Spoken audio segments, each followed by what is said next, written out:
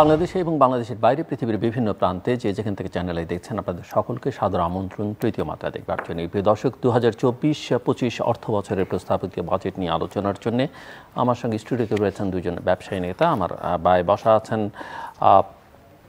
Japan Bangladesh চেম্বারের সাবেক সভাপতি, বারভিটার সাবেক প্রেসিডেন্ট, এফবিসিসির পরিচালক হিসেবেও তিনি দায়িত্ব পালন করেছেন এবং জাপানের সম্রাট কর্তৃক তিনি order of the rising sun পুরস্কারে ভূষিত এবং তাকে জাপানের ব্র্যান্ড অ্যাম্বাসেডর হিসেবেও আখ্যায়িত করা হচ্ছে মিস্টার আব্দুল হক। এবং ডানের হচ্ছেন বাংলাদেশ চেম্বার অফ ইন্ডাস্ট্রিজের প্রেসিডেন্ট এবং Bangladesh garments manufacturers and exporters association BGME এর সাবেক সভাপতি এবং সেই সঙ্গে দেশের সর্বোচ্চ বিদ্যাপীঠ ঢাকা বিশ্ববিদ্যালয় অ্যালামনাই অ্যাসোসিয়েশনের প্রেসিডেন্ট আনোয়ার আলম চৌধুরী পারভেজ। স্বাগত আপনাদের দুজনকেই তৃতীয় মাত্রায়।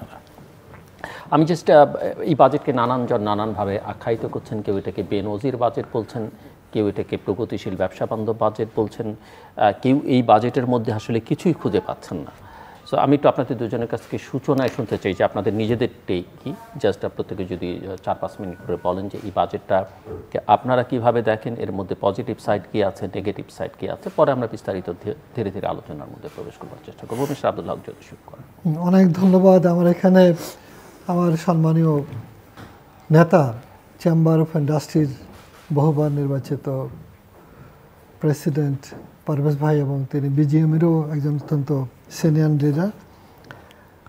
অ্যাকচুয়ালি ব্যবসায়ীদের জন্য আমার মনে হয় অনেক আলোচনা তো হচ্ছে, আলোচনা বাদ কিছু আছে বলে মনে হয় না।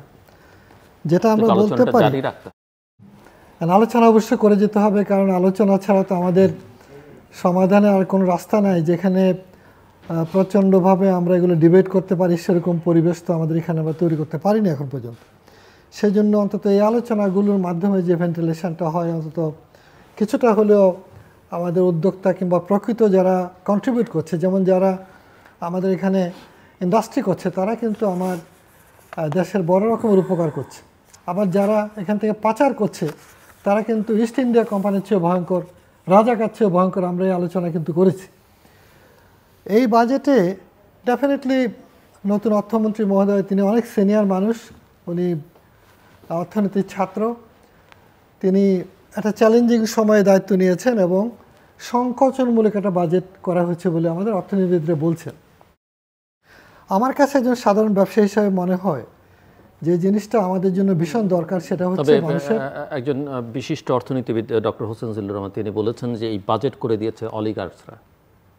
হ্যাঁ, হয়তো আমার মনে হয় জিল্লুর ভাই অত্যন্ত বিদগ্ধ অর্থনীতিবিদ।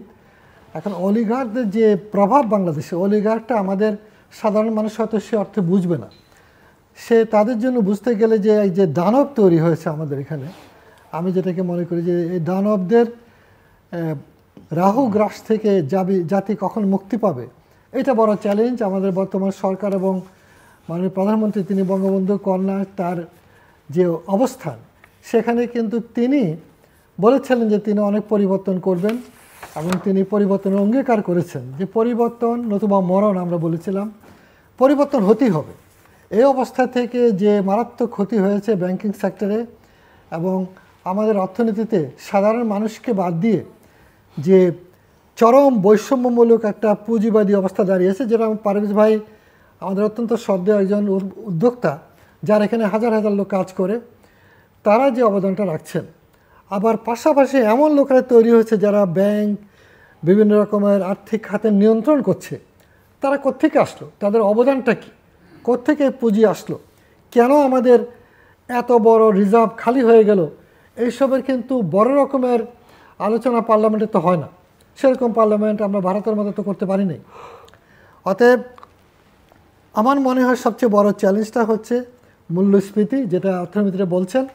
সাধারণ মানুষের জন্য দুর্বিষহ জীবন, কারণ টাকার মূল্য কমে গিয়েছে।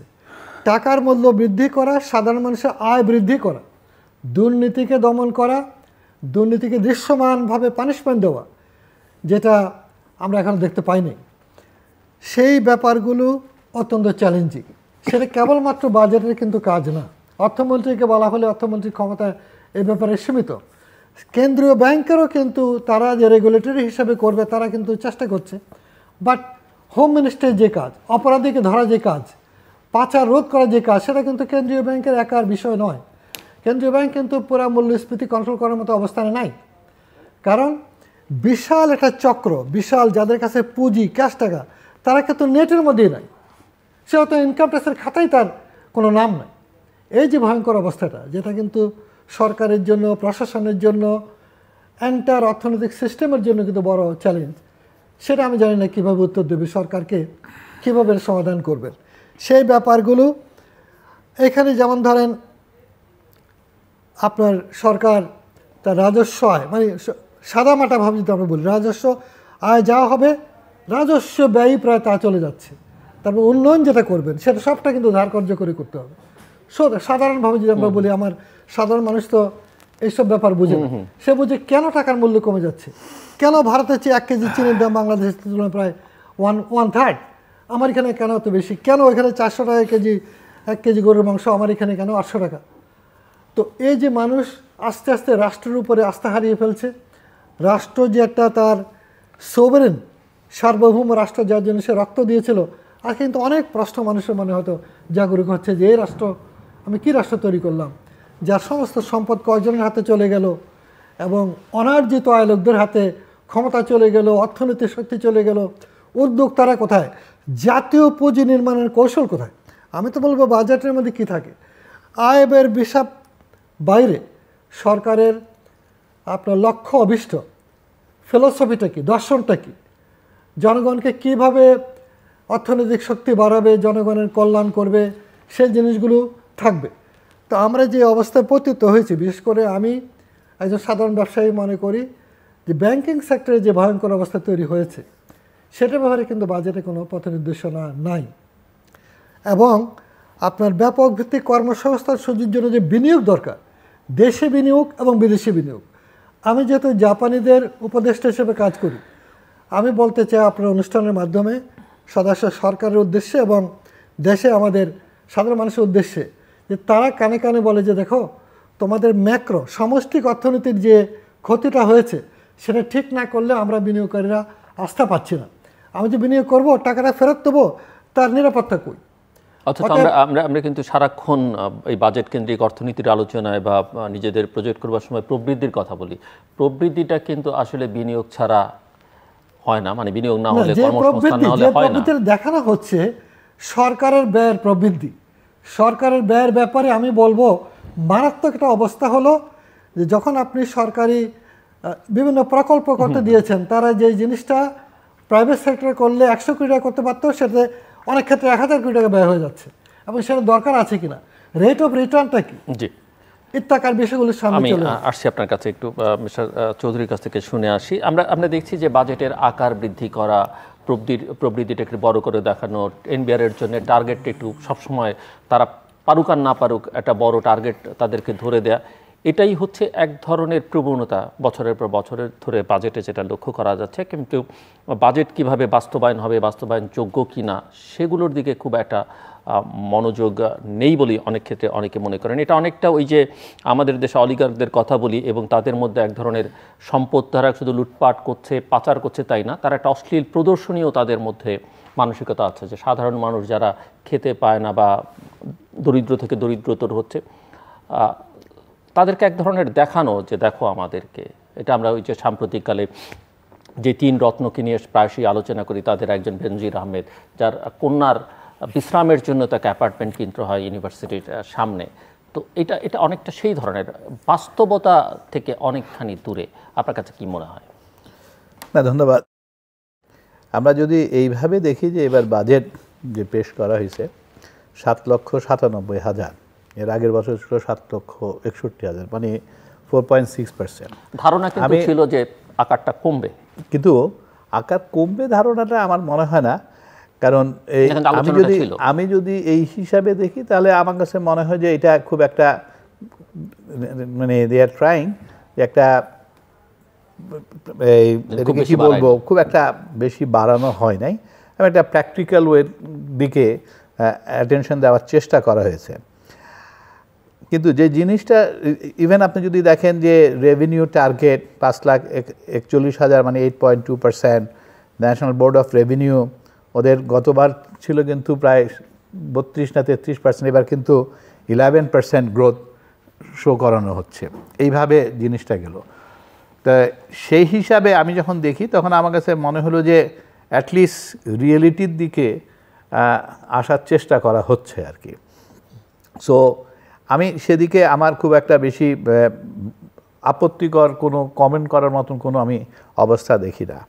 বাট যেটা সবচেয়ে ইম্পর্টেন্ট সেটা হলো যে weather even this is also possible or not, মানে কোন দৃষ্টিতে এই বাজেটটা করা হয়েছে, যেটা আপনি বলার চেষ্টা করছিলেন, সেদিকে যদি আমি একটু খেয়াল করার চেষ্টা করি, সেটা হলো যে আসলে আমার ক্যাপাসিটি কত সেটাকে আগে টার্গেট করা হয় নাই। মানে আমার তো revenue should B A more targeted, কারণ আমার এখানে দেখা যাচ্ছে যে আগে বোধহয় খরচ কত হবে, কারণ ইন্টারেস্ট পেমেন্ট করতেই কিন্তু 1,14,000 কোটি টাকা চলে যাচ্ছে। ওদিকে স্যালারি বেড়ে গেছে, মোটামুটি ফিক্সড খরচ, ওগুলি একটা ফিক্সড খরচ, ওগুলিকে আগে বোধহয় বসানো হইল। তারপরে যখন দেখা যাচ্ছে এডিপি, আপনার সেখানেও যদি আপনি খেয়াল করেন যে সেখানেও কিন্তু খুব একটা বেশি যে ধরা হয়েছে তাও না, কিন্তু এবার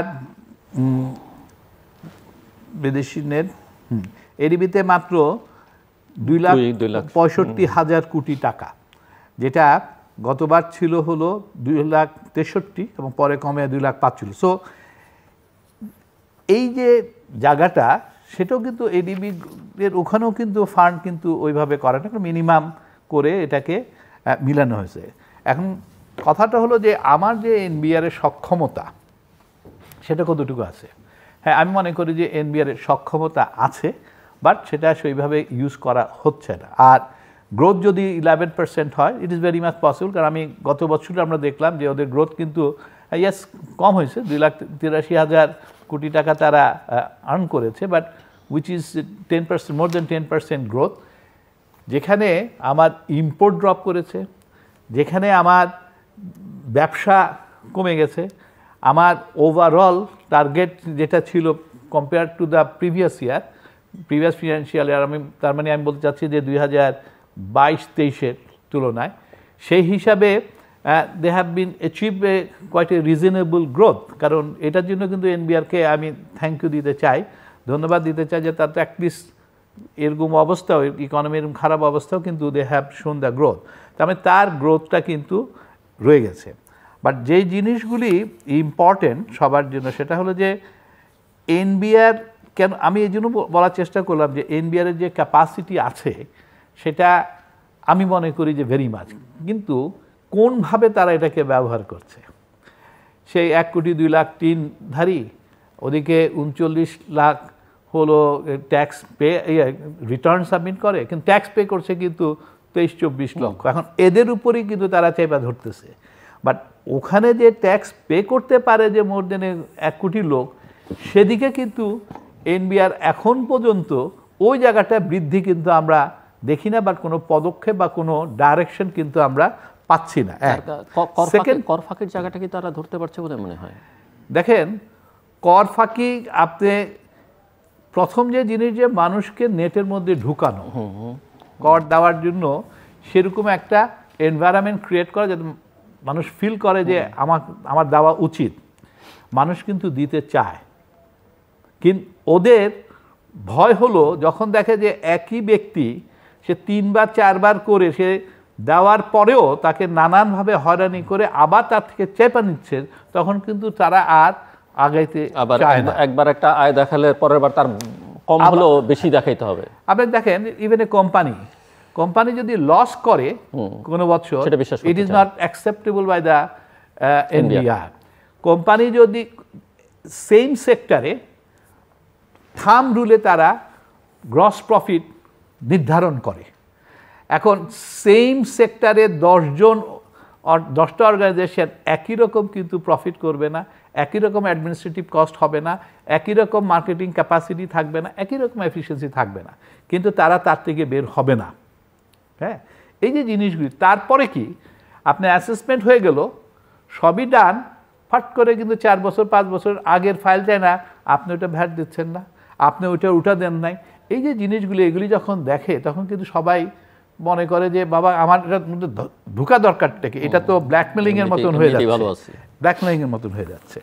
সো যে জিনিসটা ইম্পর্টেন্ট যে ওনাদের যে ক্যাপাসিটি আছে সেই ক্যাপাসিটি কিন্তু তারা নেট বাড়ানোটা মানে এই ট্যাক্স পেয়ার ইনক্রিজ করা সেদিকে কিন্তু দৃষ্টি নেয়। আছে কত লক্ষ লোকের নিজেদের বাড়ি আছে, আপনি খেয়াল করে যদি দেখবেন যে মধ্যে 30-40 লক্ষ ঢাকা শহরেই কিন্তু ওনার যারা বাড়ি ভাড়া দিয়ে রাখছে তাদেরকেও আনতে পারে না। কত মানুষ বিদেশে ট্রাভেল করতেছে, আজকে যদি আমরা ওগুলি রেকর্ড দেখতে পারি যে আমরা ইজিলি কিন্তু 1 কোটি লোকের থেকে ট্যাক্স আদায় করা বা ওদেরকে এর মধ্যে আনা কোনো সমস্যা কোনো কারণ নাই। কিন্তু ভয় দেখায় আর করে এইসব করলে হয় কি তখন আর খুব একটা বেশি লাভ হয় না।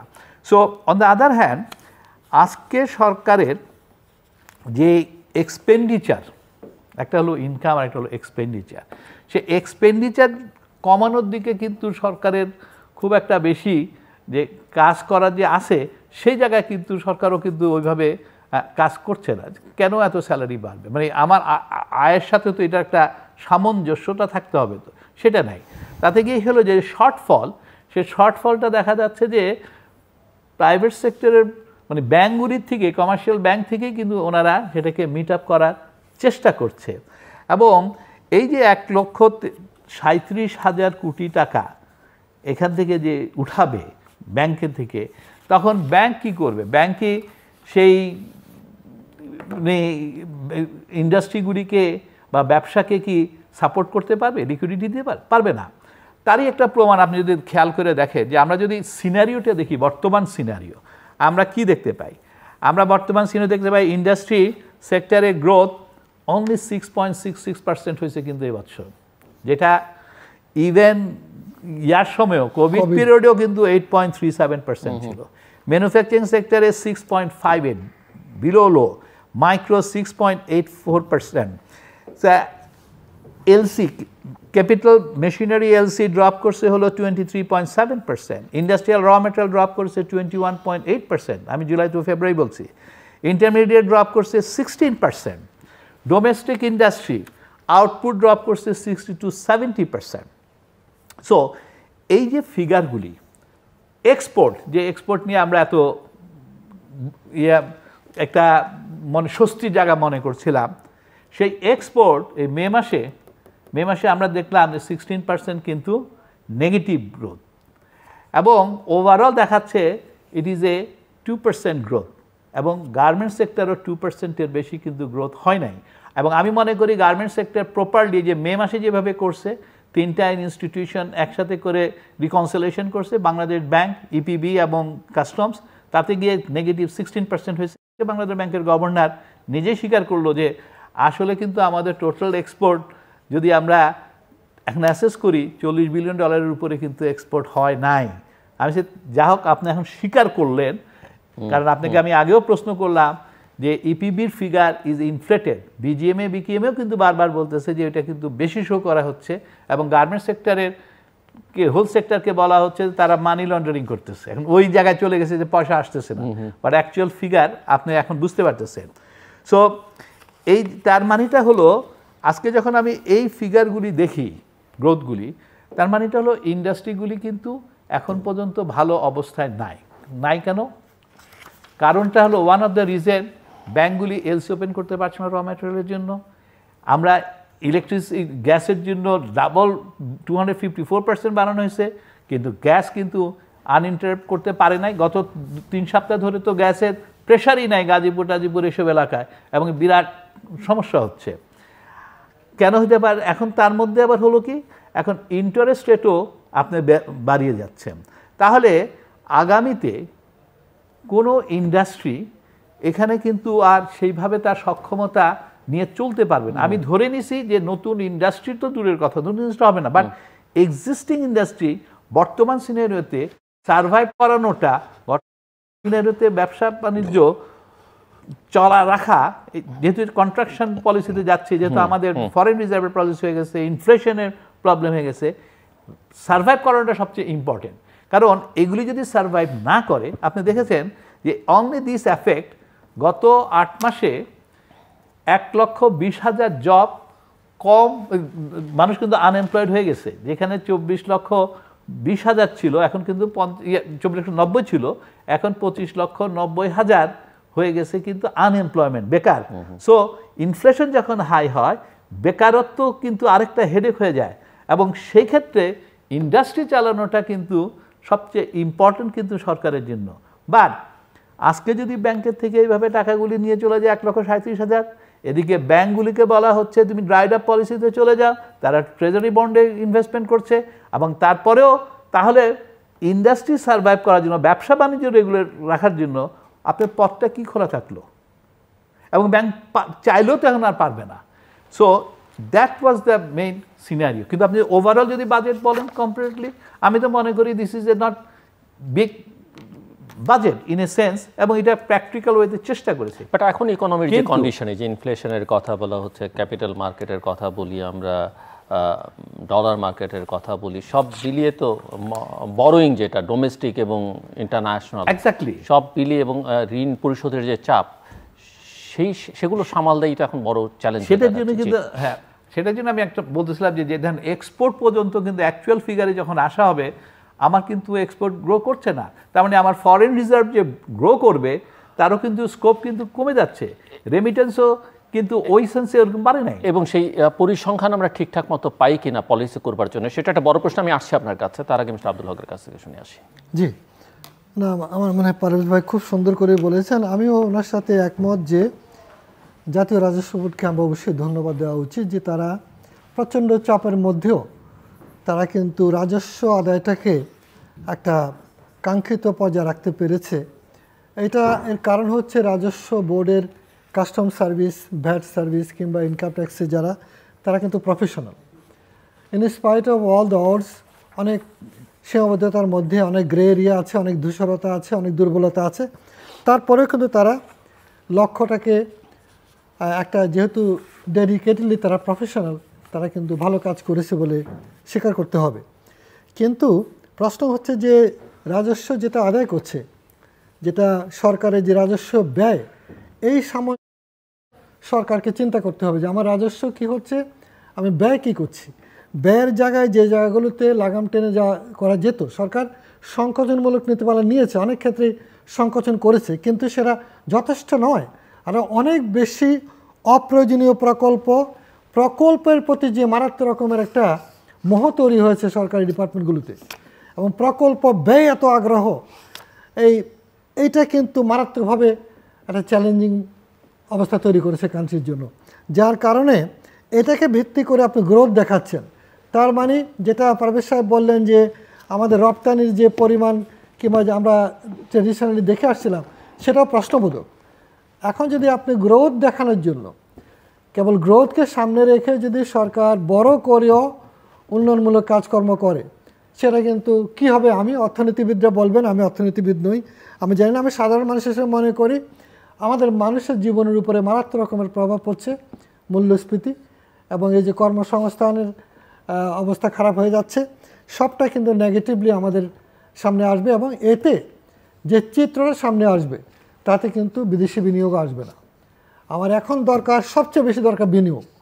বিনিয়োগই একমাত্র আপনাকে গ্রোথ দিতে পারে, কারেক্ট রিয়েল গ্রোথ, এবং বিদেশি বিনিয়োগ আনাটা খুব দরকার। সেই জন্য ইফ নেসেসারি সরকারের উচিত স্পেশাল অ্যাম্বাসেডারদেরকে তৈরি করা।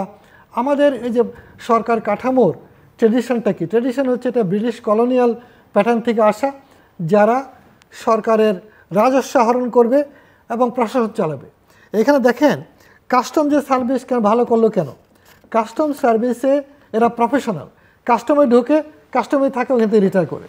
কিন্তু প্রশাসনের লোক দিয়ে যখন আপনি বিনিয়োগ চালাচ্ছেন, সেখানে আপনি বিনিয়োগের পরিবেশ আমরা সেই অর্থে দিতে পারছি না।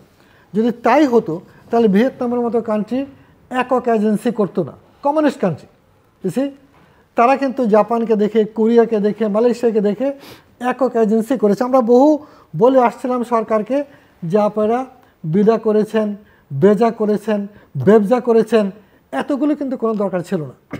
ব্যবসার সফলতা আপনারকে কেন্দ্র করেই কিন্তু আপনারা ব্যবসাকে একটা করতে পারতেন।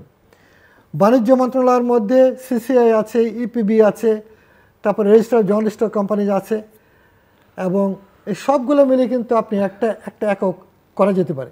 শিল্প মন্ত্রণালয় কি করছে? রাষ্ট্রায়ত্ত শিল্প কেবল দেখছে, শিল্প উন্নয়নে কিন্তু তার কোনো ডেডিকেশনও নাই, তার কোনো ডেস্কও নাই ওখানে যে আপনি আসেন শিল্প উন্নয়নের জন্য সাহায্য করবে। এইটা করছে কে? বিডা। বিডা ছিল আগে ডিজি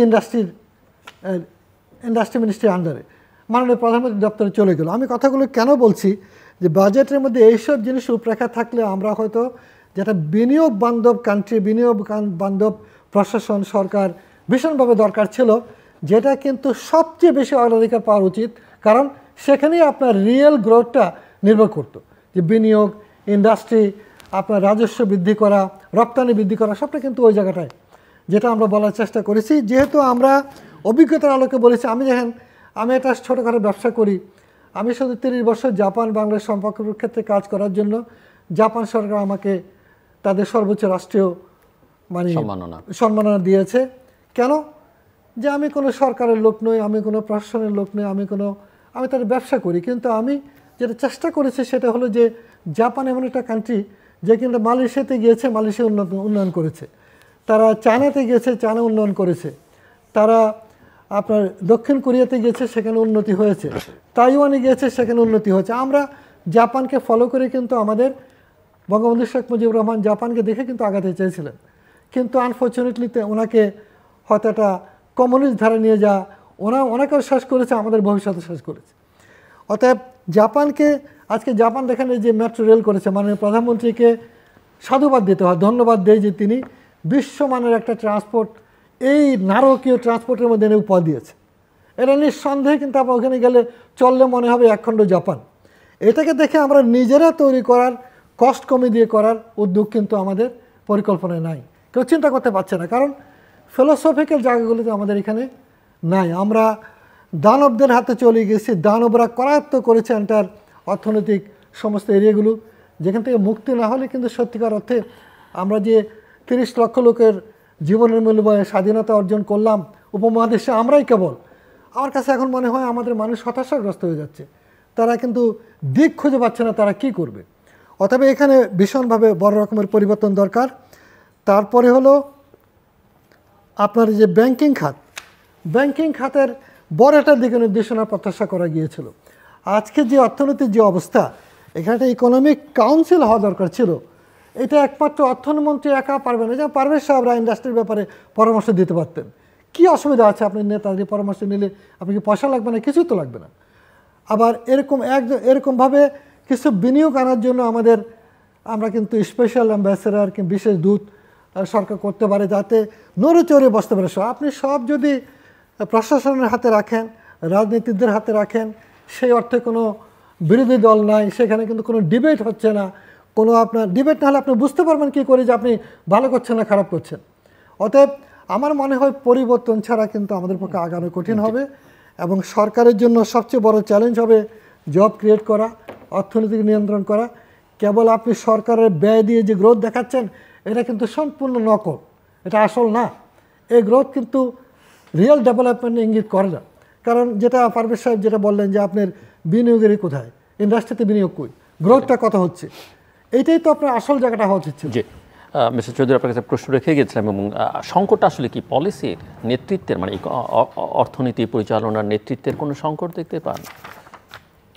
এখানে সবচেয়ে বড় জিনিস হলো ইনস্টিটিউশনাল ক্যাপাসিটি, এবং আমি মনে করি যে সেখানে একটা দুর্বলতা, এবং coordination of the different sector. এখানে যেমন ধরেন বাজেট যখন করা হয় তখন definitely ministry of finance, planning, bank, NBR এবং সাথে সাথে ইন্ডাস্ট্রি, এদের কিন্তু একত্রে যদি না বসা হয় তাহলে it will be very difficult. ধরেন আমাদের inflation is a big headache কিন্তু, এবং সরকার কিন্তু চেষ্টা করছে যে ইনফ্লেশনকে কীভাবে এখন অ্যাড্রেস করা যায়। এখন ইনফ্লেশন অ্যাড্রেস করতে গেলে তখন দেখা যাবে যে আসলে ইনফ্লেশনটা বেশি কিসে হচ্ছে। আপনি দেখবেন যে বেশিরভাগই কিন্তু ফুড গ্রেনের উপরে কিন্তু বেশি, অথচ কৃষক পাচ্ছে 20 টাকা যে জিনিস, সেটা ঢাকায় আসতে আসতে 80 টাকা, এবং পথের মধ্যে যে এত চাঁদা, হ্যাঁ, এবং সেই লোকাল মাস্তান থেকে আরম্ভ করে ট্রাক পর্যন্ত, পুলিশ পর্যন্ত, ওই জায়গা যে কন্ট্রোল করতে হবে বা ওই জায়গায় অ্যাড্রেস করতে হবে, nobody is taking care about it. সুতরাং ইনফ্লেশন আর কমানোর কোনো স্কোপ কিন্তু কেউ আর দেখছে না। আসল জায়গা থেকে আস্তে আস্তে যে সাপ্লাই চেইনে যে ইয়াগুলি হচ্ছে ওই জায়গাতেও অ্যাড্রেস করতে হবে কাউকে না কাউকে। এখন ইনফ্লেশন যখন হয় তখন এটার সাথে সাথে মানুষ সবার কিন্তু একটা খেয়াল রাখতে হয় যে আমার এমপ্লয়মেন্টটা যাতে ডিস্টার্ব না হয়। তাহলে এমপ্লয়মেন্টটা ডিস্টার্ব যদি না করতে হয় তাহলে কী করতে হবে, তাহলে আমাকে আমার ইন্ডাস্ট্রিগুলিকে আমার ব্যবসা বাণিজ্য অন্তত যাতে ডিস্টার্ব না হয় তাকে অ্যাড্রেস করতে হবে। এখন তাকে অ্যাড্রেস করতে গেলে আপনি দেখবেন যে এগেইন চলে আসবে ব্যাংকিংয়ের সাপোর্ট, ব্যাংক তাহলে যাতে ক্যাশ ফ্লো যাতে ওদের ডিস্টার্ব না হয়। এখন যেখানে 60-70% ক্যাপাসিটিতে ডোমেস্টিক ইন্ডাস্ট্রিগুলি চলছে, ওয়ান অফ দ্য রিজন হলো যেহেতু ইনফ্লেশন হাই, মার্কেট ডিমান্ড কমলো। মার্কেট ডিমান্ডের সাথে ওটার জন্য মার্কেট ডিমান্ড যখন কমে যায় তখন প্রোডাকশন যখন কম হয় তখন তার প্রাইস কিন্তু অনেক হাই হয়ে যায়, এবং তার প্রাইস ওটার জন্য হাই হচ্ছে, গ্যাস প্রেশার নাই ওটার জন্য হাই হচ্ছে, ইন্টারেস্ট রেট আবার হাই হচ্ছে। তাহলে ইনফ্লেশনটা আর কোথায় কন্ট্রোল হচ্ছে? আমি কিন্তু দেখতেছি যে ইনফ্লেশন কন্ট্রোল হবার কোনো স্কোপ কিন্তু আপাতত নাই। যদি ইনফ্লেশন কন্ট্রোলের আপাতত স্কোপ না থাকে তাহলে এই ইন্ডাস্ট্রিগুলি যাতে অন্তত সিক না হয় সেটা আমাকে এখন অ্যাড্রেস করার একটা ব্যবস্থা আমাকে করতেই হবে। কিন্তু সেই জায়গাটা আমাকে দেখতে হবে। আমাকে দেখতে হবে যে এফডিআইটা আমার আসে কিনা। এফডিআই আপনি যদি খেয়াল করেন প্র্যাকটিক্যালি কিন্তু 14% ড্রপ করছে ফিনান্সিয়াল ইয়ার 23, এবং সেখানে তাও আবার দেখা যাচ্ছে যে $2 বিলিয়ন হলো রিইনভেস্টমেন্ট, $705 মিলিয়ন আসছে, which is not 3 billion practical. যদি আমরা বলি $3 বিলিয়ন, তার মানে ওটা কিন্তু আসে নাই। তাহলে ওটা কেন আসতেছে না? এখন আপনি তখন দেখবেন যে এখানকার ইন্ডাস্ট্রিগুলি যদি সক্ষমতা না থাকে তা বাইরের ইন্ডাস্ট্রি বা বাইরের ইনভেস্টমেন্ট আসবেটা কেমনে? অন দ্য আদার হ্যান্ড আবার দেখা যাচ্ছে যে এখানে যে পলিসিগুলি হচ্ছে, পলিসিগুলি কিন্তু কে যে পলিসিগুলি কোন হিসাবে তৈরি করছে নোবডি নোজ।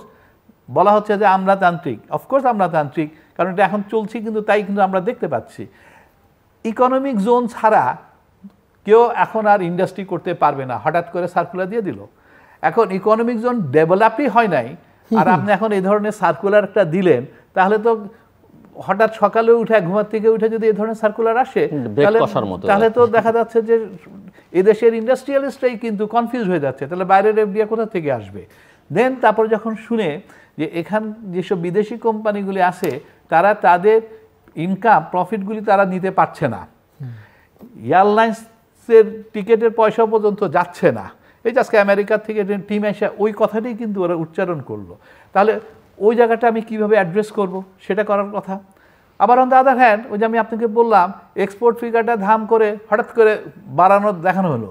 এখন যারা পলিসি মেকার তাদের দ্বারা কিন্তু এটা সম্ভব না যে ওই জিনিস চেক করা যে অ্যাকচুয়াল কি ফিগার না ফিগার। এটা যারা দিচ্ছে এটা তো তাদের দায়িত্ব, ইপিবি, বাংলাদেশ ব্যাংক আর অ্যান্ড ওরাও যদি সেগুলি না করে ঠিক মতো তাহলে কিন্তু ওনারা মনে করতেছে যে আমার তো সব ঠিক আছে। এখন হঠাৎ করে যদি সকালবেলায় উঠে বাজেট ডিক্লেয়ার করার পরে দেখে যে ও না আমাদের ওটা তো এক্সপোর্টেই আনা, তাহলে প্রিপারেশনটা যখন বাজেট করা হচ্ছে কিভাবে প্রিপারেশনটা নিবে? এই জন্য বলতেছে যে কোঅর্ডিনেশন এবং রাইট স্ট্যাটিস্টিক্স এগুলি কিন্তু পলিসি মেকারদেরকে কিন্তু কনফিউজ করে দিচ্ছে কিন্তু। সো এই জায়গাগুলি যেমন আপনার অ্যাড্রেস করা কিন্তু দরকার হয়ে গেছে। আজকে দেখেন আমি আবার ফেরত যাই, ফরেন রিজার্ভের সাথে কে কন্ট্রিবিউট করতে পারে? এগেইন প্রাইভেট সেক্টর, সেখানে হলো এক্সপোর্ট। এখন এক্সপোর্টের যে আমি একটু বললাম ফিগারই তো কারেক্ট না, তাহলে কিভাবে পলিসি মেকার বুঝবে যে এখানে কি সাপোর্ট দেওয়া দরকার? আজকে ফরেন রেমিটেন্স, এই রেমিটেন্সে কিন্তু 10% গ্রোথ হয়েছে, but it is not enough for us. তাহলে ওই জায়গাটা আমি এখন কিভাবে আনবো? এই যে জায়গাগুলা, এই জায়গা এবং এটার সাথে এগুলি যদি অ্যাড্রেস না করা যায় তাহলে আমার আনএমপ্লয়মেন্টটা কিন্তু বেড়ে যাবে। আনএমপ্লয়মেন্টটা যদি এখানে অ্যাড হয় তাহলে তো ইনফ্লেশনও হাই, আনএমপ্লয়মেন্ট ইজ দেয়ার, নতুন ইনভেস্টমেন্ট নাই, এক্সিস্টিং ইন্ডাস্ট্রিগুলি কিন্তু বসে যাচ্ছে। That will B A boomerang. বরঞ্চ যে জিনিসগুলি এখন আমার মনে হয় যে আমরা এইবার ডেফিনেটলি বাংলাদেশের জন্য এই বাজেট দেওয়াটাও কিন্তু খুব টাফ। গ্লোবালিও কিন্তু আসলে ক্রাইসিস চলতেছে, গ্লোবালি সবারই কিন্তু এই বাজেট নিয়ে কিন্তু সবারই প্রবলেম হচ্ছে, আমাদেরও প্রবলেম হচ্ছে। বাট আমাদের কতগুলি প্রিপারেশন বা ডাইরেকশন কিন্তু থাকা উচিত ছিল যে প্রাইভেট সেক্টরগুলি আসলে দে হ্যাভ টু ফিল যে তাদের যেই এক্সিস্টিং ইন্ডাস্ট্রিগুলি আছে সেগুলি সারভাইভ করবে, তারা গ্যাস এইভাবে দিবে, এনার্জিটা এইভাবে রাখবে, ব্যাংকের থেকে ফান্ড আসবে, সরকারের উচিত তার কস্ট কমায়া তার যে এক্সপেন্ডিচার আছে সেটাকে কমানো, নট এডিবি, কারণ এডিবির সাথে আবার এমপ্লয়মেন্ট জড়িত আছে। সো আমি মনে করি যে এডিবির ওখানে বরঞ্চ অ্যাটেনশন দেওয়া উচিত যে ইমপ্লিমেন্টেশনটাতে রাইটলি হয়। আগে কি হয়েছে ওটা নিয়ে তো এখন এটা লাভ নাই, অন্তত এখন যেটা হবে সেটা যাতে রাইটলি হয়, তাতে কিন্তু এমপ্লয়মেন্ট ক্রিয়েট হবে এবং জবটা ডান হবে। আর ওই অন্যান্য যে এক্সপেন্ডিচার সরকারের ব্যয় যেগুলি সেখানে অ্যাড্রেস করে তাদের উচিত হবে যে বাইরের থেকে ফান্ড আনা, এফডিআই দিয়ে তার শর্টফল যেটা বাজেটে আছে সেটা কিন্তু বাইরের ফান্ডের উপরই নির্ভর হওয়া উচিত। অ্যাট এ সেম টাইম এখান থেকে কস্ট কমায়া সেই ফান্ডটা ব্যবহার করা, যাতে করে ব্যাংকের উপরে প্রেশারটা কম আসে। তাহলে ব্যাংকের প্রেশার কম আসলে দেখা যাবে যে এগুলি কিন্তু ইন্ডাস্ট্রি তখন সার্ভাইভ করতে পারবে। আদারওয়াইজ গ্রোথ তো নাই, নতুন করে তো আসবেই না, এগুলো কিন্তু তখন বিপদে কিন্তু পড়ে যাবে। আর ইনফ্লেশনের সাথে আমাদেরকে আরেকটা জিনিস খেয়াল করতে হবে, সেটা হলো যে we have to be look যে আমরা রেশনিং সিস্টেম চালু করতে পারি কিনা। কারণ এই ইনফ্লেশন কিন্তু এই বছর না, আমার কেন যেন মনে হচ্ছে যত কথাই বলুক আগামী বছরও কিন্তু এই একই লেভেলে কিন্তু থাকবে। হ্যাঁ, তাহলে আমাদের কি হবে? কারণ আমাদের তো এই বেশিরভাগ মানুষই তো রেশনিং সিস্টেমের কথা কিন্তু কয়েকদিন ধরে মানে কয়েক বছর ধরেই কিন্তু বলা হচ্ছে যে এটা আমাদের জন্য কিন্তু একটা বিরাট হেডেক। যত কন্ট্রাকশন পলিসি নেন না কেন বাংলাদেশের জন্য it won't work out, because বাংলাদেশের যে পরিমাণ কিছু কিছু জিনিস আমাদেরকে ইম্পোর্ট করতে হয়, আমাদের র ম্যাটেরিয়াল ইম্পোর্ট করতে হচ্ছে, আমাদেরকে এনার্জি ইম্পোর্ট করতে হচ্ছে, আমাদেরকে কিছু ফুড গ্রেন ইম্পোর্ট করতে হচ্ছে, এবং যতক্ষণ পর্যন্ত আমার এক্সপোর্ট আর রেমিটেন্স ওই জায়গায় না যাবে, কারণ এক্সপোর্ট আবার আমি রেস্ট্রিক্টেড ইন ওয়ান আইটেম, সেটা হলো গার্মেন্টস সেক্টর, এবং সেখানে আবার ইম্পোর্টের ব্যাপার আছে, আবার সেখানে আবার ইম্পোর্টের ব্যাপার আছে। সো যতক্ষণ পর্যন্ত ওগুলি ডেভেলপ না হবে ততক্ষণ পর্যন্ত আমার ফরেন রিজার্ভের মধ্যে একটা কিন্তু প্রেশার আসবে। সো আমাকে আমার ডোমেস্টিক ইন্ডাস্ট্রিগুলিকে তাহলে কিভাবে আমি সাপোর্ট দেব, এলসি দিয়ে কীভাবে করবো, কারণ ডোমেস্টিক ইন্ডাস্ট্রির যদি সক্ষমতা থাকে ইম্পোর্ট রিপ্লেসমেন্টটা অনেক অংশে কিন্তু কমে আসবে। আমি কিন্তু এটার উপরও আমার কিন্তু বেস করতে হবে। এবং বারবার এত ধরনের ডিসকাশন ব্যাংক সেক্টর নিয়ে এবং এত নেগেটিভ কথা এবং এত সার্কুলার এত কিছু, তাতে গিয়ে হচ্ছে কি মানুষের মধ্যে ব্যাংক নিয়ে একটা ভীতিকর পরিবেশ সৃষ্টি হয়ে গেছে। আজকে আমরা দেখতে পাচ্ছি যে ব্যাংক যে পরিমাণ টাকা ছাপানো হয়েছে ব্যাংকে যা আছে তার থেকে বেশি কিন্তু মানুষের ঘরে চলে গেছে। তার মানে মানুষের কনফিডেন্স নাই। এটাও কিন্তু একটা খুব খারাপ একটা সিমটম, কারণ টাকা যদি ব্যাংকে না থাকে তাহলে ব্যাংক আবার কি করবে? একদিকে ট্রেজারি বন্ডে ছাড়তেছে, আবার আরেকদিকে তার কাছে টাকা নাই। আজকে আমি শুনলাম আইএফআইসিতে বলে 20,000 টাকা চেক, সেটাও বলে দিতে পারছে না, হুইচ ইজ এ ডেঞ্জারাস জিনিস। এই যে জিনিস অনেক সময় অনেক সত্যি কথাও কিন্তু বলতে হয় না। আমি জানা সত্ত্বেও আমি প্রবলেমেটিক ব্যাংক, আমি এটা কেন বলবো? এটা কিন্তু আমার ব্যাংকিং বাংলাদেশ ব্যাংকের মধ্যেই সীমাবদ্ধ থাকা উচিত। এটা যখনই আমি মুখ থেকে বলতে থাকবো যে আমার কিন্তু প্রবলেমেটিক ব্যাংক আছে, আমার 3 ধরনের আছে, তখন হয় কি লোকাল মানুষ কিন্তু প্যানিক হয়ে যাবে এবং এটা মেসেজ চলে যায় বিদেশে তখন কিন্তু অন্য ব্যাংকগুলি আমাদের কাস্টমারগুলি সবাই কিন্তু ভয় পায়। আজকে আমি শুনলাম যে চায়না ইম্পোর্টারও পর্যন্ত বাংলাদেশের অনেক এলসি এখন অ্যাকসেপ্ট করে না, ওরা ভয় পায় যে বাংলাদেশের ব্যাংকের অবস্থা বোধহয় ভালো না। সো এই যে জিনিসগুলি এগুলি কিন্তু বন্ধ করতে হবে। ইনস্টিটিউশনালের, এই জন্যই বললাম institutional strength it is very important, কিন্তু সেই জায়গাটা কিন্তু আমরা দুর্বল হয়ে যাচ্ছি। আর ফাইনালি আমি যেটা বলতে চাই, একটা ডাইরেকশন কিন্তু থাকা উচিত।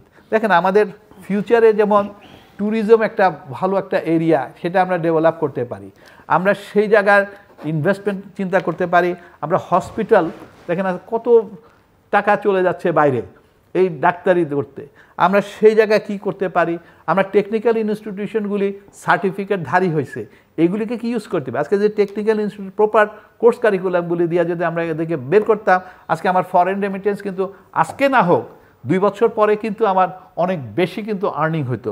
আজকে আমার হসপিটাল যদি আমি সেইভাবে করে ডেভেলপ করতে পারতাম, সেই ইনভেস্টমেন্ট বা সেই পলিসি, তাহলে আগামীতে দেখা যেত যে বাইরে কিন্তু এই ফান্ডগুলি যেত না, কিন্তু প্রচুর টাকা তো চলে যাচ্ছে। আজকে ট্যুরিজম, দেশীয় ট্যুরিজম আমরা ডেভেলপ ওইভাবে কিন্তু প্রমোটও করতেছি না, ওইভাবে কিন্তু আমরা সাপোর্ট দেওয়ার চিন্তা করছি না। এগুলির থেকেই তো পয়সাগুলি আসবে।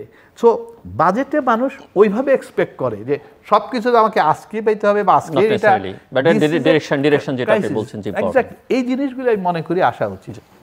চমৎকারভাবে বলেছেন পারভেজ ভাই। আমার মনে হয় যে আমার এর মধ্যে হয়তো যোগ করা ছাড়া আর কি করার আছে। আমি বলবো যে সরকারের যে প্রকল্প নীতিমালা বর্তমানে আছে, এটা পরিহার করে সরকারের এমন প্রকল্পে যাওয়া উচিত যেটা গ্লোবালি অ্যাকসেপ্টেবল, BOO বলে, বিল্ড অপারেট ট্রান্সফার। যেমন প্রকল্প করবে, বাইরের লোকেরা এসে বিনিয়োগ করবে কিংবা দেশি বিনিয়োগকারীরা করবে, তারা উল্টা রেভিনিউ দেবে সরকারকে। আর হলো BOT, বিল্ড অপারেট ট্রান্সফার, যে একটা পর্যায়ে এসে 20-25 বছর চালায়া হস্তান্তর করে চলে যাবে। পাবলিক প্রাইভেট পার্টনারশিপ ইত্যাকার ছাড়া সরকারের জন্য বড় প্রকল্পে যাওয়া, যেমন রেলওয়ে ব্রিটিশ আমলে কিন্তু কোম্পানি ছিল। আসাম বেঙ্গল রেলওয়ে, তার হেডকোয়ার্টার ছিল চট্টগ্রামে, কোম্পানি ছিল এবং চাকরি ছিল কীরকম লুক্রেটিভ। একটা গার্ডের চাকরির জন্য তখন মনে করা হতো বেস্ট চাকরি, পকেটের মধ্যে ঘড়ি, গার্ড সাহেবরা সেরকম ছিল। সেই জায়গায় আমরা এখন এগুলো সব সরকার চালাতে গিয়ে না সার্ভিস হচ্ছে, প্রকল্প হচ্ছে, মেনটেন্যান্স নাই, তার রেট অফ রিটার্ন কি কোনো খবর নাই। আবার খালি কেনা, এই যে কেনার ইয়েতে গিয়ে আমার মনে হচ্ছে সরকারের জন্য কিন্তু রাষ্ট্রের জন্য, জনগণের জন্য দুর্বিষহ হয়ে গেছে ব্যাপারটা। এই জায়গায় বড় রকমের একটা পরীক্ষা নিরীক্ষা করা দরকার ছিল যে সোফার যা আমরা করেছি সেটা কতটুকু ভালো করেছি, ভুল করে থাকলে সংশোধনটা কিভাবে হতে পারে। এই জায়গাটায় অনেক জরুরি ছিল। বাজেটে যথার্থ উনি বলেছেন যে বাজেট তো কেবল আয় ব্যয়ের ব্যাপার না, এটা ফিলোসফিক্যাল ব্যাপার। সরকার দিক নির্দেশনা দেবে, কোন দিকে নিয়ে যাবে অর্থনীতিকে, ক্রাইসিস মোকাবেলাটা কীভাবে হবে ইত্যাকার জিনিসগুলো প্রত্যাশিত ছিল। আমি বলবো যে যেমন মেডিকেল সিটি আমাদের পাশে ভারতেই কিন্তু তারা করেছে। ভারতে যেমন সবাই সাউথে চলে যায় ট্রিটমেন্টের জন্য, একটা লোক যখন বাইরে যায় তখন কিন্তু সে মিনিমাম 1000, 2000, 3000, $4000 নিয়ে যায় কিন্তু চিকিৎসার জন্য, তার ভাড়াতে যাচ্ছে, সব পরামর্শের জন্য হারাচ্ছি মিনিমাম। অথচ আমাদের দেশে কিন্তু অনেক ভালো ডাক্তার আছে। এই জায়গায় পলিসিটাকে পরিবর্তন করে মেডিকেল সিটি করতে পারতাম। যে আগারগাঁও গভর্নমেন্ট ডিপার্টমেন্টগুলোকে আপনি বিভিন্ন বিল্ডিং দিয়ে জায়গা শেষ করে দিলেন, সেখানে কিন্তু অনেকগুলো ইনস্টিটিউশন আছে। একটু চিন্তা করে যদি করা হতো যে একটা মেডিকেল সিটি, তাহলে কিন্তু ইন্ডিয়াতে, যেমন ইন্ডিয়াতে, থাইল্যান্ডে বহু বাইরের লোকরা আমেরিকা থেকে এসে ট্রিটমেন্ট করায়, কিন্তু আমরা কিন্তু সে জায়গায় যেতে পারতাম। গ্র্যাজুয়ালি আমাদের ডাক্তাররা অনেক ক্ষেত্রে ভালো করছেন, কিন্তু সার্ভিসটা, হাসপাতালগুলোর পরিবেশ এবং সার্ভিস মেন্টালিটিটা আমাদের খুব ভালো করে গ্রো করা যায়। এখানে মোটিভেশন, ওরিয়েন্টেশন দরকার ছিল। ডাক্তারদিকে ট্রেনিং দিলে যদি মোটিভেশন করা হতো, আমার বিশ্বাস এই জায়গায় কিন্তু ফরেন এক্সচেঞ্জ খরচ না হয়ে আর্ন হতে পারতো। ট্যুরিজমের বেলায় যেমন ধরেন আমরা সারা দেশে নদী মাতৃক বাংলাদেশে আমরা নদীগুলোকে কিন্তু দখল হয়ে যাচ্ছে, খাল, বিল, ঝিল, হাওর বাওর সবই দখলে চলে যাচ্ছে। অবশ্য আমাদের সেনাবাহিনী আছে, আমাদের সব বাহিনী আছে, তারা কি করছে আমি জানি না। সোভেরেনিটি কি কেবল বাইরে থেকে আক্রমণ হলে রক্ষা করবে? ভিতর থেকে তো শেষ হয়ে যাচ্ছে, ভিতর থেকে তো আমরা আক্রান্ত হয়ে যাচ্ছি বিভিন্নভাবে। অপরাধীরা জনগণ জানে না তার ক্ষমতাটা কোথায়, তার অধিকারটা কোথায়, সে কোথায় গিয়ে দাঁড়াচ্ছে। অর্থাৎ বটম অফ দ্য পিরামিড, যে নিচে, যেটা উনি বললেন রেশন, আমিও স্ট্রংলি সমর্থন করি। রেশনের কথা চিন্তা করা উচিত, কারণ নিচের মানুষের কিন্তু জীবন দুর্বিষহ হয়ে যাচ্ছে। তাদেরকে নিরাপত্তা দেওয়ার জন্য রেশন সার্ভিস চিন্তা করা যেতে পারে, এবং টোটালি একটা বড় সংস্কারের চিন্তা করে সরকার শাসন প্রশাসনের মধ্যেও কিন্তু মিনিস্ট্রিগুলো, এতগুলো মিনিস্ট্রি কিন্তু কোনো দরকার নেই, অনেক কমিয়ে ফেলা সম্ভব। আমরা যদি আশেপাশের দেশের দিকে তাকাই, অর্থনীতিবিদ আহসানিস মনসুর বাজেট নিয়ে এক আলোচনা সম্প্রতি বলেছেন এত মিনিস্ট্রির দরকার নেই, কোনো দরকার নেই, এটা লায়াবিলিটি। আমি যদি প্রশ্ন করি বিনীতভাবে, আমাদের অর্থনৈতিক উন্নয়নের জন্য বর্তমান সরকার কাঠামো সহায়ক নাকি প্রতিবন্ধক, এই প্রশ্ন কিন্তু করা যায়। কারণ যখন একটা কাজের জন্য আমাকে 5টা মিনিস্ট্রির কাছে যেতে হয়, তখনই কিন্তু আপনি দেরি হয়ে যাচ্ছে, তখনই কিন্তু মানুষ এটাকে মনে, এখন সেটা কীরকম তুলনা করেন আপনি যান কোরিয়াতে যান, আপনি একটা বড় টিম নিয়ে জাপানে যান, এমনকি চীনে যান, যে কমিউনিস্ট কান্ট্রি, যার বিনিয়োগের পরিবেশ দেখেন, ভিয়েতনামে যান, কমিউনিস্ট কান্ট্রি, তারা বাজার অর্থনীতিকে রিয়েলি কিন্তু ধারণ করেছে। আর সবচেয়ে বড় কথা আজকে যে আমাদের কেন এত কিছুর পরে অর্থনীতি টিকে আছে, আমি স্যালিউট জানাই আমাদের গরিবের সন্তানেরা, যারা প্রায় 1.5 কোটি মানুষ বাইরে আছে, তারা আমরা দেখতে পাই তারা আমাজনের জঙ্গলে মারা যাচ্ছে, এই ভূমধ্যসাগরে নৌকায় করে পার হওয়ার সময় মারা যাচ্ছে, জীবন দিচ্ছে। তারাই কিন্তু পক্ষান্তরে ভাইয়ের কাছে, বোনের কাছে, মায়ের কাছে, বাপের কাছে, বউয়ের কাছে টাকা পাঠিয়ে অর্থনীতি কিন্তু সচল রেখেছে। আর আমরা যা অপচয় করেছি, অপব্যবহার করেছি, অন্যায় করেছি, সেটা তো আমি বলবো যে আগামী দিনে হয়তো হলিউডের সিনেমার কাহিনী হবে।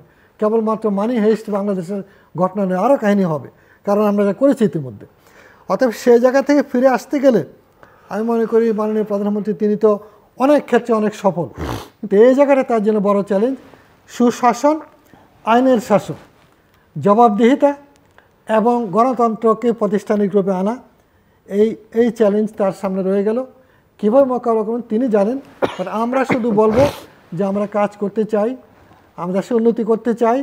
যারা দেশ থেকে সম্পদ পাচার করছে তারা দেশের শত্রু, জাতির শত্রু, স্বাধীনতার শত্রু, তাদেরকে চিহ্নিত করেন, পানিশমেন্ট দেন, তাদের সম্পদ বাজেয়াপ্ত করে উদাহরণ তৈরি করেন যে হ্যাঁ আপনি বঙ্গবন্ধুর কন্যা, আপনি কমিটেড, আপনি এদের বিরুদ্ধে জনগণকে দেখিয়ে দিয়েছেন যে তারা যে অন্যায় করে। যদি বিহারের নীতিশ কুমার দুর্নীতির মাধ্যমে অর্জিত বাড়ি গাড়ি অর্থ সম্পদ বাজেয়াপ্ত করে ক্লিনিক বানাতে পারে, স্বাধীন বাংলাদেশ 30 লক্ষ মানুষের জীবন দিয়ে যে স্বাধীনতা অর্জন করলো, যেখানে সেনাবাহিনী জনগণ একসাথে লড়াই করে এই রাষ্ট্র প্রতিষ্ঠা করলো, তার এহেন অসহায় অবস্থা কেন হবে? আমি প্রশ্ন রাখতে চাই। আর কিছু যোগ করবেন আপনি শেষবারের মতো? ধন্যবাদ। আমি যেহেতু ব্যবসা নিয়েই বুঝি বেশি, বাজেটে আমি চাই যে ব্যবসা বান্ধব কিভাবে হয় এবং সরকারের আসলে কোন দিকে অ্যাটেনশন দেওয়া দরকার, ব্যবসাকে যাতে এক্সিস্টিং ইন্ডাস্ট্রি যাতে আসলে সারভাইভ করে, ব্যবসাগুলি যাতে সারভাইভ করে, ইনফ্লেশনটা যাতে মানুষ মাথায় নিয়ে সেটা আমাদের আমাদের সাথে যারা যুক্ত আমাদের শ্রমিক ভাই বোনেরা তারাও যাতে একটা সহনীয় পর্যায়ে থাকতে পারে, কারণ আদারওয়াইজ তারাও যদি এই প্রেশারের মধ্যে পড়ে তাহলে আমাদেরও কিন্তু প্রেশার আসবে এবং আমরা যেটা এফোর্ড করার মতন ক্যাপাসিটি এই মুহূর্তে নাই, যে কারণে আমি সেই রেশন এগুলি নিয়ে কিন্তু আমি ভাবি এবং আমি চিন্তা করি।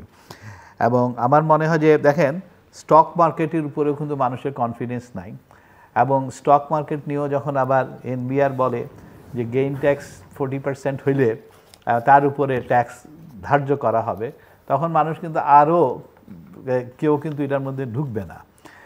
এবং এই যে কিছু কিছু স্টক মার্কেটে তো নানা রকমের পক্ষপাতিত্ব আছে, সেগুলি তো ধরার কেউ চিন্তাও করে না। এবং আমি কিন্তু হক ভাইয়ের সাথে একদম একমত। আসলে আমি হই আর যেই হই, আমরা যদি যেই কারাপশন করুক না কেন তাকে কিন্তু অ্যাকাউন্টেবল করা উচিত।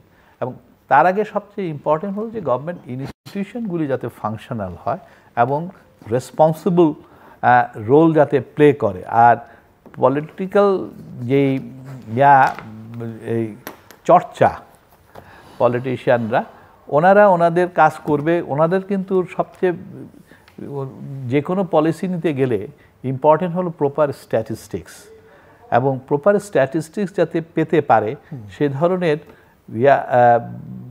মনিটরিং বলেন আর যাই বলেন সেটা করা উচিত। এবং ক্রাইসিস যখন হয়, কারণ আমরা কিন্তু এখন একটা ক্রাইসিসের মধ্যে যাচ্ছি, এবং যেহেতু আমাদের একটা ক্রাইসিস হয়ে যাচ্ছে এই টাইমে আমার মনে হয় যে একটা হাই পাওয়ার্ড একটা বডি হওয়া উচিত সব সেক্টরকে মিলে, আবার খুব বেশি বড়ও না। এখানে ইকোনমিস্ট দরকার, যারা প্রফেশনাল যারা এই ধরনের আছে, এখানে ব্যাংকার দরকার, আমাদের এক্সপেরিয়েন্স যারা অলরেডি চাকরির মধ্যে আছে তাদের বাইরে আমি মনে করি নিয়ে এক্সপার্ট একটা টিম গঠন করে কিন্তু করা উচিত। এইভাবে যে বর্তমানে যেটা আছে এখানে আমরা কি ধরনের পদক্ষেপ নেব এবং ফিউচারের জন্য কোনটা নিলে এখন থেকে যাতে আমরা সেই দিকে অ্যাড্রেস করতে পারি, যাতে ভবিষ্যতে আমরা এটা বেনিফিট নিতে পারি। কারণ আপনি আজকে কিন্তু সব কিছু আপনি অর্জন করতে পারবেন না, বাট ফাউন্ডেশন যদি আমরা দিতে পারি ফিউচারে আমরা বেনিফিট নিতে পারি।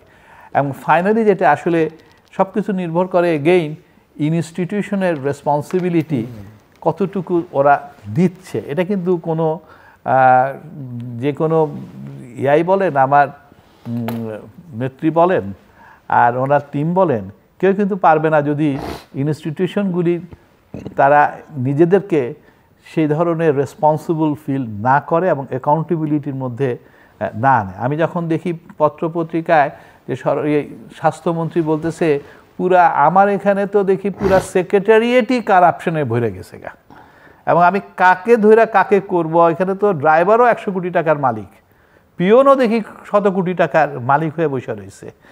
তো এই যে কথাটা, এটার সাথে সাথে কিন্তু উচিতই যে ওখানের একটা ইমিডিয়েটলি একটা এক্সরে করা, যে আসলে ওখানে কি কি কারণে এই কথাটা মন্ত্রী বলতে বাধ্য হলো, এবং সেটা কিন্তু মন্ত্রীরও যেরকম দায়িত্ব আছে, ওই ডিপার্টমেন্টেরও কিন্তু, মিনিস্ট্রিরও কিন্তু দায়িত্ব আছে। তো এনিওয়ে, আমার মনে হয় যে আমরা যদি সবাই একটু দেশপ্রেমিক হই, আমরা যদি নিজেদেরকে মনে করি উই আর অ্যাকাউন্টেবল আমরা জনগণের কাছে, এবং সেই আমরা থেকে আরম্ভ করে সবাই, তাহলে দেখা যাবে যে এগুলি আসলে কোনো ব্যাপারই না, এটা টেম্পোরারি একটা crisis. Otherwise it will B a permanent crisis, এবং এটা আমাদের জন্য খুব দুর্ভাগ্য হবে।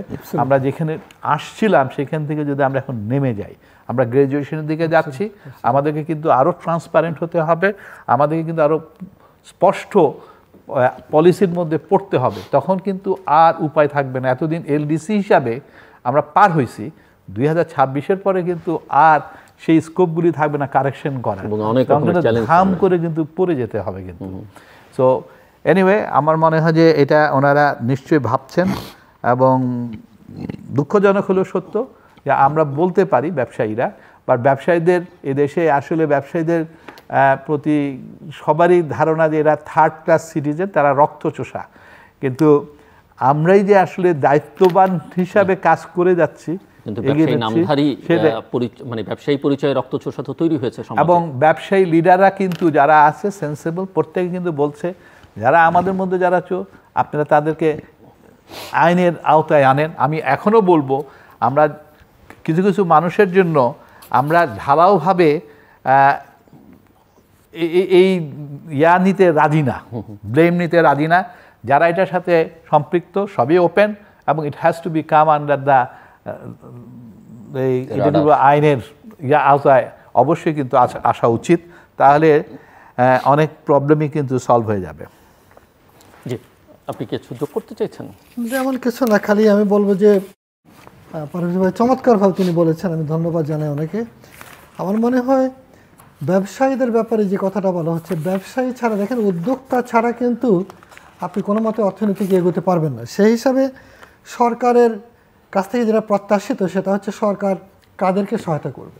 জাতীয় পুঁজি নির্মাণের একটা দিক নির্দেশনা, জাতীয় পুঁজি নির্মাণের একটা ফিলসফি দর্শন, এবং জাতীয় উদ্যোক্তা বুর্জুয়া শ্রেণী কিন্তু আপনার কমিউনিস্ট কান্ট্রি গড়ে তুলেছে, চীনে হয়েছে, ভিয়েতনামে হয়েছে, কিন্তু আমাদের এখানে বলা হচ্ছে আমাদের জাতীয়, আমি বলবো যে অনেক বুদ্ধিজীবী সিরাজুল ইসলাম চৌধুরী স্যার বলেন যে আমাদের এখানে লুটেরা শ্রেণী তৈরি হয়েছে, দানব তৈরি হয়েছে, এবং এখানকার পুঁজির যে চরিত্র বাংলাদেশে, এটা কিন্তু মানুষের কাছে ঘৃণার পাত্র হয়ে যাচ্ছে। কিন্তু বাংলাদেশকে উন্নতি তো করেছে উদ্যোক্তা শ্রেণী। এখন উদ্যোক্তারা, আমি বিশ্বাস করি যে অনেক ভালো মানুষ আছে, প্রশাসনে আছে, পুলিশে আছে, সেনাবাহিনীতে আছে, ভালো মানুষের সংখ্যা অনেক বেশি। আমি এমনও মানুষ দেখেছি, আমার বিগত, আমার বয়স 73-50 বছর যাবত আমি ব্যবসা করি, আমি সেন্টের মতো মানুষ দেখেছি সার্ভিসগুলোতে, এখনও আছে তারা, এখনও গেলে তারা কত সার্ভিস দিয়ে দেয়, কিন্তু তাদের সংখ্যা অনেক বেশি। বাট তারা এখন অসহায় বোধ করছে, হতাশায় ভুগছে, কিংবা মনে করছে তিনি হয়তো তাকে টপকে চলে যাচ্ছে এমন লোক যে কিনা হয়তো তার সম্বন্ধে অনেক প্রশ্ন করা যেতে পারে। অতএব এইটাকে লাগাম টেনে ধরার দায়িত্ব কার? তারা যদি সচেষ্ট না হয় তাহলে হয়তো ডেফিনেটলি আমাদের জন্য বিপদ হয়তো অপেক্ষা করছে। আপনি আর কিছু যোগ করবেন 1-2 লাইনে? না, আমরা চাই দেশের ভালো হোক, এবং আমরা আমাদের জেনারেশনের কাছে অন্তত কালপ্রিট হিসাবে আমরা লিডারশিপ দিতে রাজি না, মর্যাদার সহিত মৃত্যুবরণ করতে চাই, জি, সম্মানের সহিত মরতে চাই। দর্শক, অনুষ্ঠানের শেষ প্রান্তে আমরা সামাজিক যোগাযোগ মাধ্যম ফেসবুক এবং এক্সে তৃতীয় মাত্রা লাইভ স্ট্রিম হচ্ছে, আপনারা দেখতে পারেন। টেলিভিশনের পর্দায় দেখতে না পারলে যে কোনো সময় যে কোনো স্থান থেকে ইউটিউবে তৃতীয় মাত্রা চ্যানেলটি সাবস্ক্রাইব করে এই পর্ব বা পুরনো পর্বগুলো আপনারা দেখতে পারেন। মিস্টার আনোয়ারুল আলম চৌধুরী পারভেজ এবং মিস্টার আব্দুল হক, অসংখ্য ধন্যবাদ আলোচনা অংশগ্রহণের জন্য। দর্শক, অনেক আলোচনা করলেন আমার দুই অতিথি, দুজনই ব্যবসায়ী নেতা, দেশপ্রেমের কথা বললেন, কিন্তু বাস্তবতা হচ্ছে যে যারা দেশটাকে আসলে নানা অর্থে নানা জায়গা থেকে নেতৃত্ব দিচ্ছেন, তাদের মধ্যে সেটা ব্যবসা হোক, অর্থনীতি হোক, সেটা রাজনীতি হোক, প্রশাসনে হোক, তাদের মধ্যে একটা প্রবণতা, সবাই নয়, দেশপ্রেমের চাইতে ক্যাশ প্রেমটা তাদের মধ্যে অনেক বেশি। এই দেশপ্রেমিকদের দরকার, ক্যাশ প্রেমিকদের আমাদের দরকার নেই। এবং যে কথা ওনারা ঘুরে ফিরে বলছেন যে আমাদের অর্থনৈতিক উন্নয়নের জন্যে সরকার কাঠামো যেটি এখন আছে সেটিকে আসলে আমূল বদলে ফেলা দরকার, এর খোল নলচে পাল্টে ফেলা দরকার। এবং একথা ওনারা বলছেন যে সংকট মোকাবেলার জন্য একটা হাই পাওয়ারফুল বডির কথা বলেছেন, যেখানে স্টেক হোল্ডাররা থাকবে, এক্সপার্টরা থাকবে এবং এক্সপেরিয়েন্স লোকজন থাকবে বিভিন্ন ক্ষেত্রে, সেটা অর্থনীতি, রাজনীতি, ব্যবসা বাণিজ্য, আরও নানা ক্ষেত্র থেকে। তবে সেটা খুবই নির্মোহ, দল নিরপেক্ষ ব্যক্তিবর্গকে নিয়ে হতে হবে, যারা অত্যন্ত পেশাদারভাবে সফল, তাদেরকে দিয়ে এটা হতে হবে। একই সঙ্গে একথা ওনারা বলছেন যে আমাদের দেশের যে মূল সংকট, সেই সংকটের মধ্যে একটা হচ্ছে যে প্রতিষ্ঠানগুলো আমরা তৈরি তো করিনি, ধ্বংসই করেছে। অথচ প্রতিষ্ঠান কত গুরুত্বপূর্ণ সেটা সাম্প্রতিক হয়ে যাওয়া ভারতের নির্বাচন দেখলে বোঝা যায়, কিংবা তার আগে মার্কিন যুক্তরাষ্ট্রের নির্বাচন দেখলে বোঝা যায় যে প্রতিষ্ঠান আসলে একটা দেশকে কিভাবে রক্ষা করে। এবং সেই কারণে ওনারা বারবার ঘুরে ফিরে বলছেন যে এখানে স্বচ্ছতা, জবাবদিহিতা, আইনের শাসন, এই বিষয়গুলো অত্যন্ত গুরুত্বপূর্ণ এবং তার সঙ্গে ওতপ্রোত এবং নিবিড়ভাবে জড়িত গণতন্ত্রের প্রশ্নটি।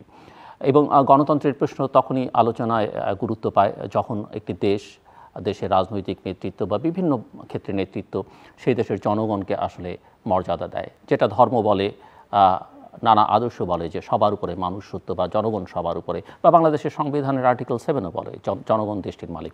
এটা যতক্ষণ আমরা অনুধাবন করতে না চাইব, না মানব, ততক্ষণ পর্যন্ত আসলে গণতন্ত্রের প্রশ্ন বলি আর অন্যান্য প্রশ্নগুলি সেগুলো আমাদের গুরুত্বের মধ্যে থাকবে না। সংকটটা মূলত সেই জায়গায়, এবং সেটা আসলে জোরের সঙ্গে বলতে হবে। এখানে আলোচনার মধ্যে আমার অতিথিরা বলছিলেন দেশে অনেক ক্ষেত্রে অনেক ভালো মানুষ আছেন, একেবারেই ইনোসেন্ট মানুষ আছেন, শিশুর মতো পুত পবিত্র মানুষ আছেন, কিন্তু কণ্ঠস্বর নেই। এই যে কথা বলা, জারি রাখা, প্রতিবাদ করা, সেটাও কিন্তু একটা সমাজে, রাষ্ট্রের জরুরি। এবং সেটা যখন থাকে না, তখন আসলে মিষ্টি মিষ্টি কথা দিয়ে কোনো সমস্যার সমাধান আসলে করা সম্ভব নয়। আমাদের সঙ্গে থাকবার জন্য অসংখ্য ধন্যবাদ। আপনাদের সবার জন্য শুভকামনা।